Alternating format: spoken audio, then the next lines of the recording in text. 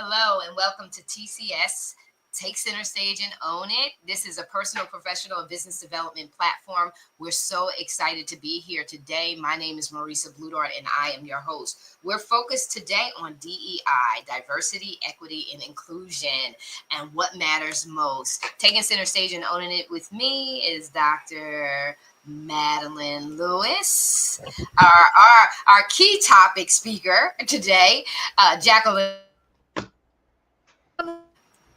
Robert Gatewood, and Sabine, our international real estate broker. She is in the house. And we're going to tie this all together. So, Dr. Lewis, take us on in DEI. Okay. Good morning, everyone. And Marissa, thank you for opening up this platform for this topic. Really appreciate you.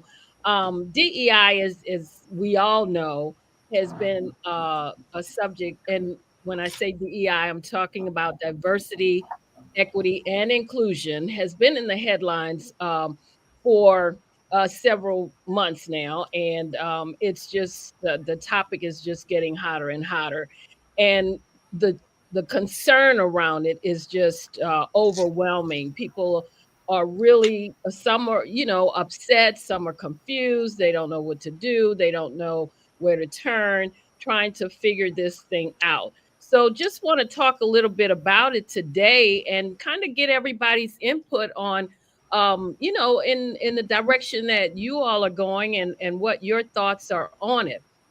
But just to give a little bit about diversity, equity, and inclusion, as I said, it's a hot topic right now. And it's really one of those things that it's an initiative, and it's not just buzzwords, and that's why when I say people are concerned about it, they're confused about it, but it represents um, essential strategies that can create a fair workplace and improve overall business performance. And so you want to have an organization that looks like the people in the world. You don't want everybody to look the same.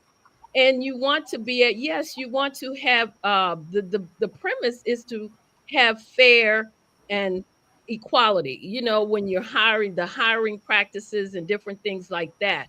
And you want to embrace the uniqueness of every individual. So you want to make sure that there's equal opportunities for everybody, and you want to foster an inclusive environment. And that is what I think people are afraid that organizations will get away from, because now we're hearing about all these organizations that's pulling out of those initiatives. So just like I said, want to start the topic off and just talk about what it means to have DEI in your organizations, and why it matters. That's why I think we're kind of here today. If anybody want to jump in, Jacqueline, I could just see it all over your face. You're just bursting to tell us what your thoughts are. So jump right in and just tell me what your thoughts are on this, and how do you feel about it? Okay. Thank you so much. Appreciate being here. Thank you, Marisa, TCS Consulting. And thank you so much, Dr. Madeline, for even bringing this topic. So just to kind of give a little bit of where my mindset is coming from. After 40 plus years in global high tech and engineering at the C-suite level, now I empower, as retired from there in corporate, I empower C-suite women. And I do try to focus on global women in high-tech leadership to help to unlock their potential, harmonizing their innovation in the frameworks that they learn to use. So why does DEI really play into all of this? Well, one, it fosters creativity and innovation. For whatever reason, this is not just about a race or a gender.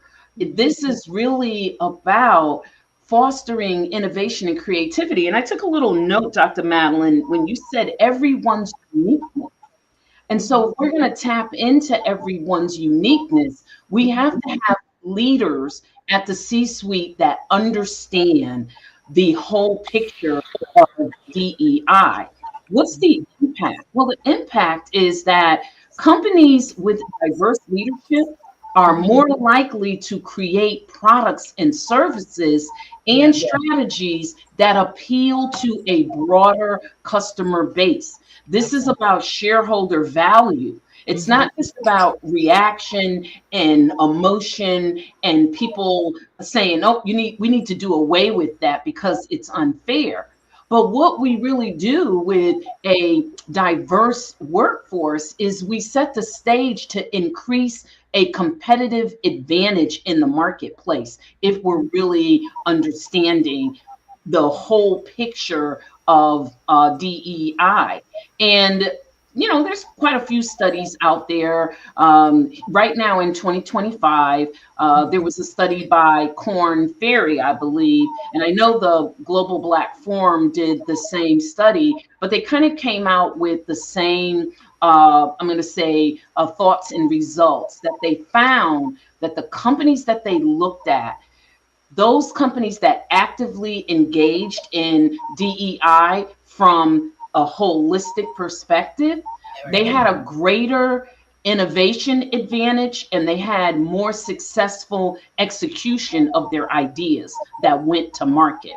Absolutely. So this really suggests that technology could be somewhat hampered if we are not going to look at the diversity. And I'm just talking about one sector of the business world, but it affects others areas as well. But of course, my background is technology, and I really see an impact, as do some of the other experts. That was actually published in Market Watch in January, I believe. And so Absolutely. that all goes right back to POS and what I talked about backstage before we got here. And it's Yes. on every level. POS is every level. And ultimately, your shareholders, that's always overlooked, is Mhm. your work capital, your human capital, Right. your people. They're shareholders too, because they're looking at the performance. They're looking at, when I go to work, do I have to worry about the company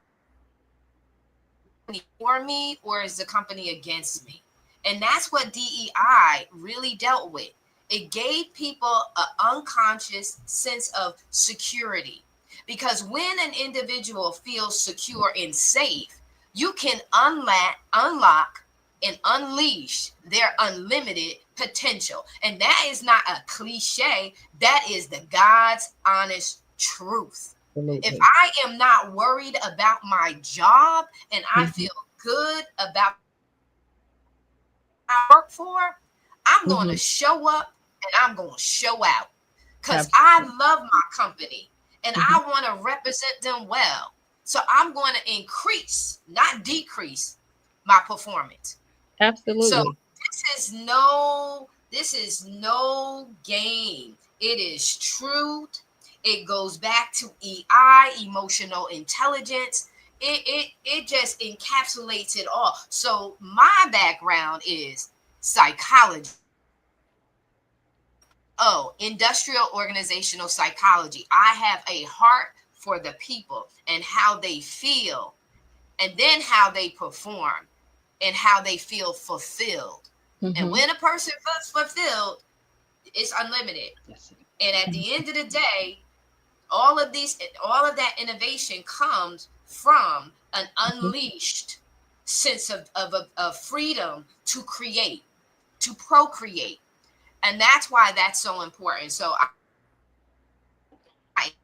I'll digress, Dr. Lewis, because you in charge And here. and and and and then I want Robert to tell us his thoughts too. But I just want to say also, based on what you were saying, and also you too, Jackie, it starts with leadership too in an organization. The leaders have to make sure, like you said, you don't want to feel unsafe or worry about your job, and it's the leaders of the organization's responsibility to make sure that they play a critical role in all of this. They set the tone for the inclusivity. I think I'm pronouncing Yeah, that right.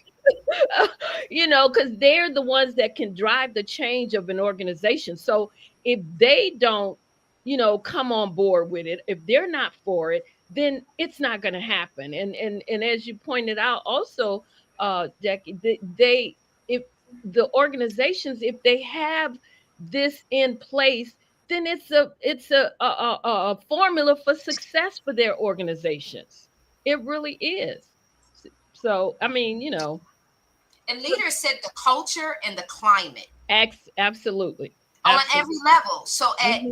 whatever is associated or linked to that leadership and Hmm. that leadership role and position, they set a culture, right? And a mindset within the organization. So each leader is cultivating a different culture and Hmm. mindset. Hmm. And sometimes from top leadership all the way down. So that there's an importance of there being a consistency in understanding and interpreting the mission, the vision, the CSR, the corporate Hmm. social responsibility of the organization, all of Yes. that. But I'm going to be quiet because I was thinking the same thing. I know, Robert, I know we could go on and on about it, but I want to hear from Sabina, and I also want to hear from you, Robert. What do you all think about this? Tell us what your thoughts are on it. Can yeah, come off mute. Yeah, Shall I go first? Robert Sabina. is on mute. You got to come off mute, Robert. Yeah, you're on mute. What about now? There you go. All right. Well, thanks again, Dr. Madeline and Marissa and other panelists, Jackie and Sabine. I kind of approach this from my own background. I have a background in PR and a Mhm. background in political science, and so I look at this malignment of DEI. DEI. It has Mhm. been maligned to the point where it's actually a slur. Yeah. They use the word DEI like it's a bad word, and they said DEI hire. This must be a DEI person. What that indicates to me is that we're losing the PR battle, because I think part of this leadership and part of this pushback, we have to also inject the fact we have to actually make sure we define what DEI actually is. And so it's hard to make your case. It's hard to advance something when You don't majority of the population sees it as a slur or something that to be discarded, something to be denigrated. So, and plus, from a political standpoint, I think unfortunately, the American workers, corporations, and businesses in general have become pawns in a much larger game. Unfortunately, this DEI is part of something that's bigger and much more sinister than the average person has digested. First, we saw it was against the CRT. Then we saw it against the woke movement. Now the DEI. It's just all part of a bigger picture of trying to roll back the gains of marginalized people. So when I look at it, I can't just take it in a vacuum and say this is just about DEI, right. because we know that DEI, there's nothing wrong with DEI. DEI is just about broadening the talent pool. It's making Exactly. sure that everybody has the same opportunity. That's Opportunity. DEI in a nutshell. What could be wrong or bad about that? I'm going to tell you, if DEI was exactly the way it's been characterized, I'd be against it too.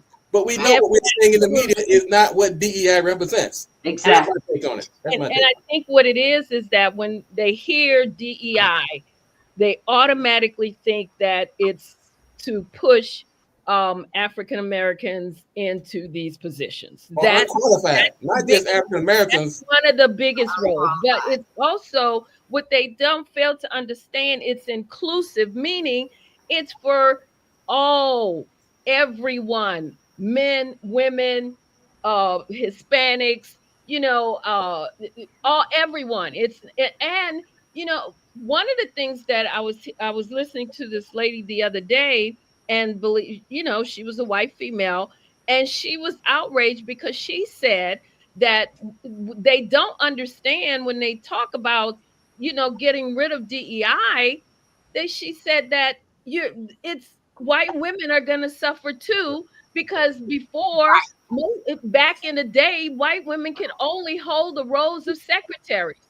They could not be in these, running an organization, a 500, company, a Fortune 500 company. She said, so, hey, think about what you're doing. It's not just about one group of people that you're trying to get this out of the way so that they won't progress. It's about everybody. And that's where the inclusion comes in. I Exactly. think they forget that part. Yeah, Yeah. I'll yeah, just add one and more also thing. the protection. So Robert, I'll say this really quick. You said it's a part of disenfranchised people, population of people. So the Mhm, same thing about the Me Too movement. So mhm, you're getting rid of all of your positioning, even in that. And I just wanted to stick that out when you talk about the Caucasian women and mhm. how they came up under the civil rights movement and got their position in so that they could. This also goes back to protecting that money that's associated with the liabilities. And so I just wanted to put that out. Robert, I'm going to I digress. would just add one more point, and that we have to keep driving this point that DEI is not about pushing forward unqualified people. Right. And that Exactly. has been where we once again we almost losing the PR battle, Right. because most DEI programs have a merit based platform in it. Mhm. They ensure that the most qualified people are put forward, and that's the part that's never discussed. As a matter of fact, it's as if it doesn't exist. But that goes back to that this dumbing down of America, making sure you put out these talking points. Everything is politicized and polarized, and DEI is just the latest casualty in this particular effort. Absolutely. Sabina, what are your thoughts on it? Tell us how you feel Me, it about looks like she's taking a lot of notes. I am actually speechless. I mean, I'm not in the US, I am in the Dominican Republic, it. Hmm. but I have worked many years of my life in Germany as an employee in the banking industry. And I don't know why it is still a point if you are Black, if you're a woman, if you're Hispanic, if whatever you are, why does it matter? As we said, that qualification is what counts, and the way you are, the way you treat people.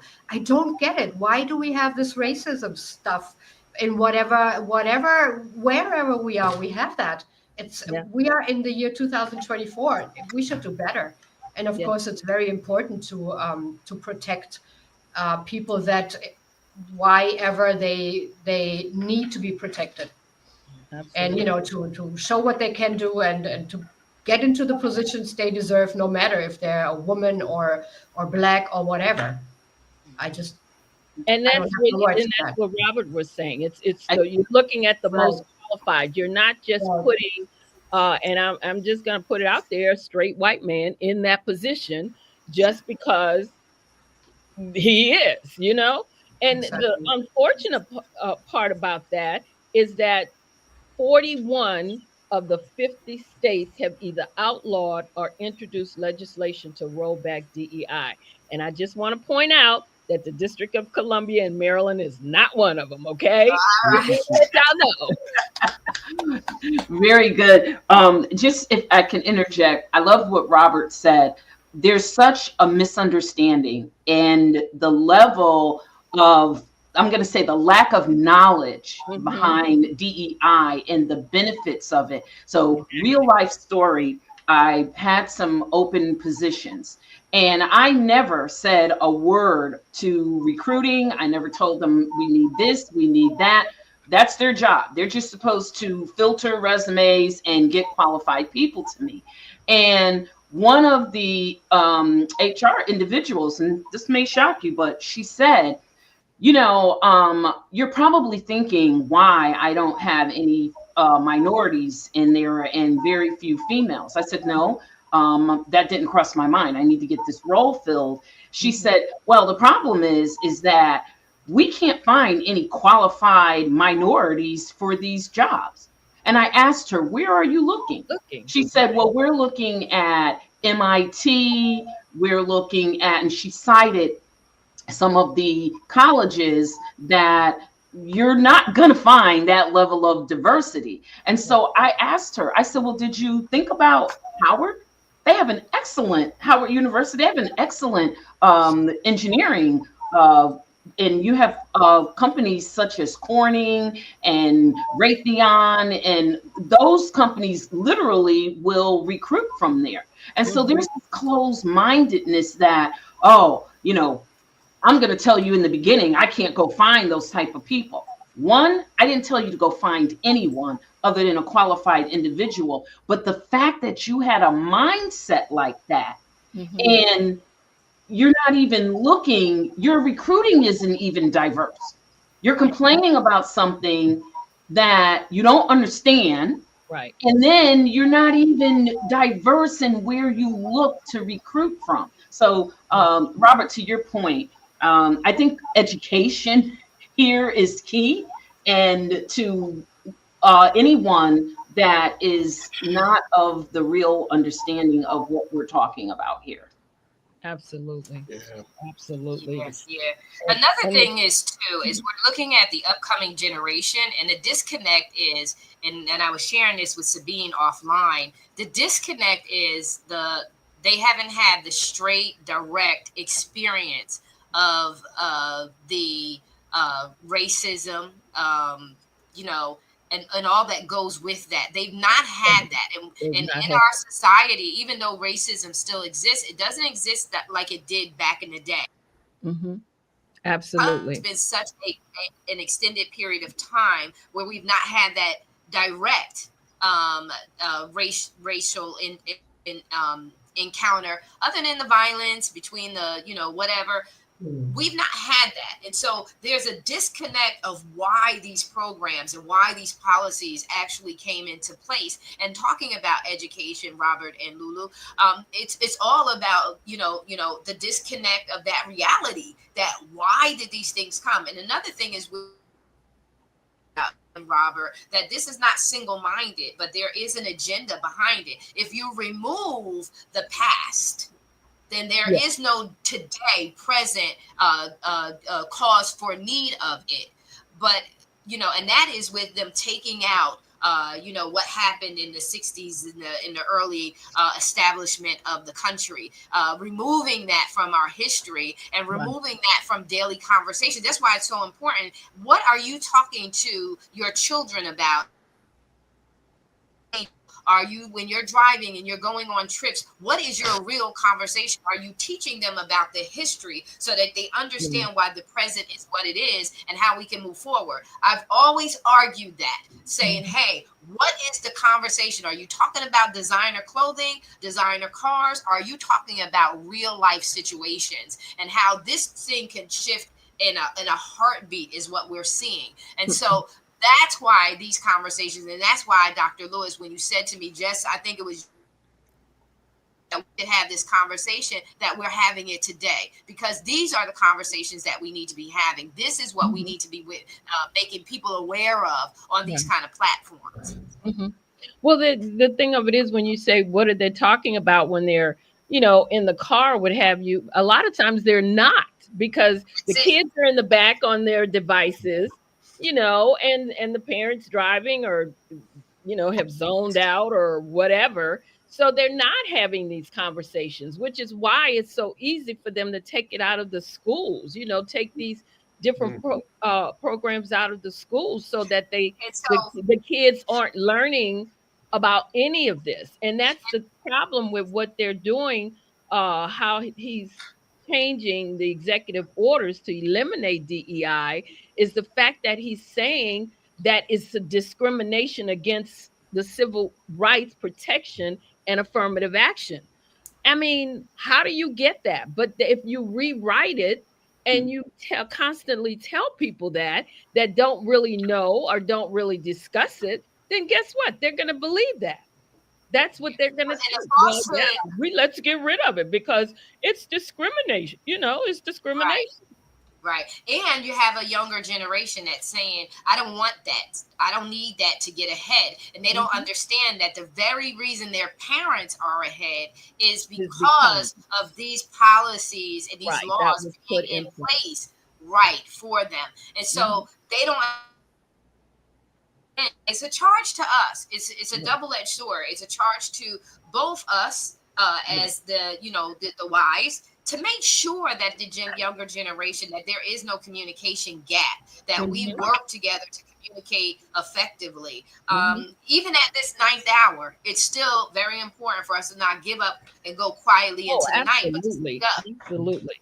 Absolutely. We can, because for one thing, I think, and what, you know, I am now telling the clients that I work with is that you really have to, you know, be aware now, even more so, of what's going on. You have to understand what's going on. You have to make sure that you stay up on what's going on. You have to expand what you're doing, because you know they're also getting concerned about their businesses. Because if you are someone who those were your programs that have now been canceled, if you had a contract, say with the federal government, you know all of that's been canceled, and so you now have to figure out what you're going to do to pretty much stay alive, so to speak, if you don't have another way to pivot, you know. And so you have to you have to again be expand, you know your capabilities, look at something else maybe that you might can put forward and continue to do. But you can't let this stop you, but you definitely have to stay on top of what's going on so that you can know and understand it. And again, like I said, be able to continue with your business, but also know that this it's here, and right now we're going to have to deal with it. We're gonna have to deal with it. And the beautiful thing is, thank God for the way that we elect our presidents, is that we only have to go through this for the 4 years, and then so what we need to happen, what needs to happen is you need to have a strategy and a plan. Be Strategy, intentional. absolutely. Don't give up, cave in, and quit. It's not time to be Exactly. get down to the nitty gritty and say, how do I shift my program so that they're Yes. leadership development programs, Mhm, so that mhm. they're people development programs. So don't give up. Don't get all. You ain't got no time to be crying. You got to encourage yourself, and you got to evaluate, just like you said, your offerings, your services, and rename those things and do some tweaking and adjustment. Because let me tell you Absolutely. something. No matter what, communication, influence, leadership roles are to inspire, to empower, Hmm. to give vision, strategy, Yes. and to motivate and lift up. And so Hmm. you can pivot your programs. Just Right. pivot your programs to focus on people Absolutely. development. You Because know, like Mhm. you said about pivoting your program, sometimes you may focus on one thing, but there are a couple of other things that Oh you my God, have there's so much. within your skills that you can pull out and you can still use to increase your authority in a certain area. And that's now what they have to do. And that's what I've been telling those that are now concerned, because had one individual who was had a contract to go for to provide DEI training, and got a call the day before to tell her it was canceled. wow. Yeah, it's canceled. So she's like, "Oh my goodness, what am I going to do?" Well, here's what you now have to start doing. Yeah. You got to You be know, ready. we we talked a little bit about the misconception of DEI, and there's a really important subject that ties together, and that is the integration of AI, artificial intelligence, and the Hmm. technologies in DEI. Well, Hmm. how do they relate? Well, as companies integrate AI into their operations, there's going to be a growing need for ethical AI deployment that Hmm. accounts for diversity, fairness, and inclusion. So, Yeah. AI technologies, if not carefully designed, can Yes. perpetuate existing biases in hiring, Absolutely. promotions, decision making, Hmm. disproportionately impacting marginalized groups. So, DEI teams actually have to still continue to say, okay, AI solutions that we are building, and we've got all this diverse data sets. Hmm. Okay, how are we going to make sure that we don't further disadvantage or underrepresent employees in groups. Right. Last but not least, why does Yeah, it you matter? Because companies that fail to address bias in AI can actually face reputal damage, regulatory scrutiny, internal pushback from employees, customers, Mm-hmm. Mm-hmm. and there's going to be a demand for ethical technology okay. practices. All that's DEI, and people better wake up and realize that there's more to this than, oh, that person is a DEI hire and they took my job. I Mm-hmm. relish in that I'm definitely not a DEI hire because there was no DEI when I started back in the late 70s. Yeah. So I am every position I got. It's just a fact. I worked harder, proved myself more. You know, Mm-hmm. I had to do more. Good was not never good enough. I had to be great and I had to be phenomenal. So to Exactly. Lisa's point, a lot of what has been the benefit in the later years, I didn't experience those benefits. It was literally my ability, my skills that Right. took me to a C-suite level. And even then, you got to hold on to it. You Yeah. know, it's just not. Exactly. So these things that people are thinking about moving away from, they've got so many bigger impacts. And I loved what everyone said. Robert, I love what you said about just the geopolitical piece of this that Right. people are really not looking at. Yeah. Yes. Well, I look at when you think about the why people are against DEI, you have to take a look at what DEI actually does. Mm-hmm. And when it addresses things like implicit bias, things like correcting historical inequities, things that and there's research that has shown that the people who have been the benefactors of DEI perform on par with other people. There has been no less qualification. There's nothing to prove that people who have benefit from DEI are less qualified. Those Mm-hmm. are talking points. Those have political objectives. And so part Scary. of my goal of pushing back is to make sure that people understand what it is and offer platforms so that we can have a balanced conversation going on. Right now, it's all one side. It's all about these DEI people. Look at that. We have Yeah. the accident up in Baltimore where the ship ran into the bridge, and oh, the black man must have been a DEI hire. We're looking at the first lady, the vice president running for president, probably one of the most qualified Unbelievable. in history. Now she's been called a DEI hire. Even if she was a DEI hire, she's the most qualified person. So there Qualified must person. be more Yeah. of a pushback against this narrative that DEI is advocating for all of these unqualified people to take other people's Exactly. jobs. It's all political rhetoric. Exactly. And it's more like said, just to give the qualified ones, the marginalized qualified ones, a chance and an equal opportunity to be able to compete for that position. No one is asking you to give anything, Right. just asking for a fair opportunity. That's all. That's it. So it's just, and that's why I'm liking this conversation, and because we're hearing so much about it, but a lot of it too, again, like, is scare tactics. You have the things that people don't understand, and a lot of times when they don't understand something, they're afraid of it. Mhm. Or and then Right. you have the other side where they just, I want this, and too many of them are getting what I want. So Right. there you You go. know, I like what Jacqueline said earlier. She was talking about when she was giving the example of people Mhm. can't find the talent.